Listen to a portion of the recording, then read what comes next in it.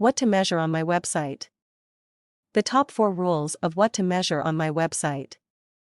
Let's start with a premise: your website has some sort of tool in place to measure website activity. If not, rush off, grab an associate from technology, and get Google Analytics tags placed on your site.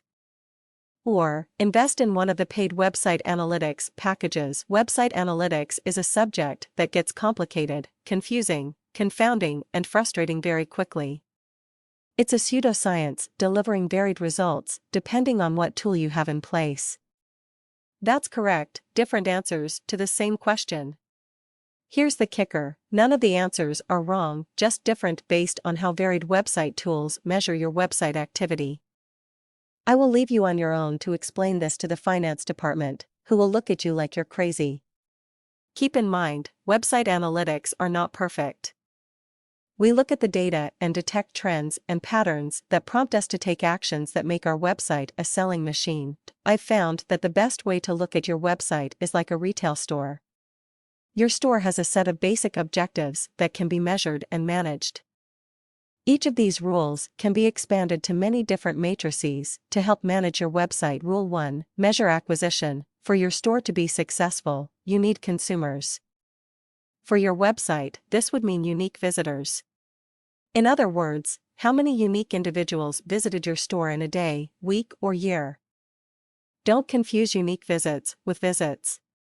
The total visits equals all visits to your website. For example, on Monday, Mrs.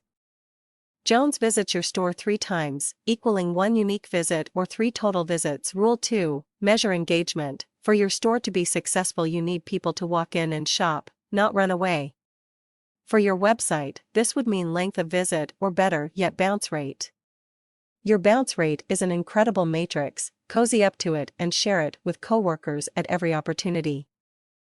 In a nutshell, the bounce rate tells you what percentage of visitors to your website looked around and immediately left. The length of visit, available in various flavors like average or median, lets you know how long your shoppers are on your site. The goal is to make your website engaging, sticky, filling your visitors with wonder and making them want to dig deeper and find more information or products. Keep in mind, an increased length of visit is not always a good thing. If your visitor is lost, frustrated, and angry, it's time for a fix. Rule 3: Measure retention. For your store to be successful, you need consumers to come back. Return visitors tell us how many of those original visitors to our website came back. We can call this loyalty or continued interest in what your site has to offer. Rule 4: Measure conversions. For your website to be successful, it must attain business objectives. For example, selling an item, a consumer filling out a more information form, or a visitor downloading a white paper are all examples of conversions. There you have it, 4 rules or areas from which to build your website analysis. As stated above, this is just the tip of the iceberg. As you define what matrices apply to your business objectives, additional relevant measurement will be required. So remember, it's important to measure, but most always measure items you can manage to improve your website and online business.